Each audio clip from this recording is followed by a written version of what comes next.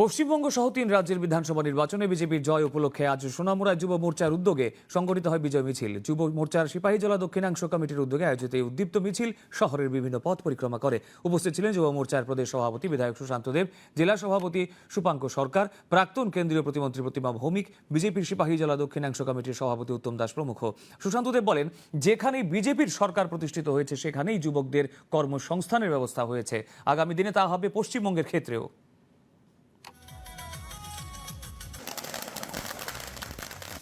ভারতীয় জনতা পার্টি একটা প্ল্যাটফর্ম, যে প্ল্যাটফর্মে যুবকরা কাজ করার সুযোগ পায়। গেরুয়া ঝান্ডার নিচে আসুন, মোদিজির নেতৃত্বে শক্ত সোনামুড়া, উন্নত সোনামুড়া, শ্রেষ্ঠ সোনামুড়া নির্মাণ করার জন্য আমাদেরকে সহযোগিতা করুন এবং আমরা আপনাদের সহযোগিতা 2028-এ অন্তর্পক্ষে সিপাহীজলা ডিস্ট্রিক্টে সিপিএম মুক্ত ডিস্ট্রিক্ট আমরা করব। যার যার ডিস্ট্রিক্ট সেই দায়িত্ব নেবেন।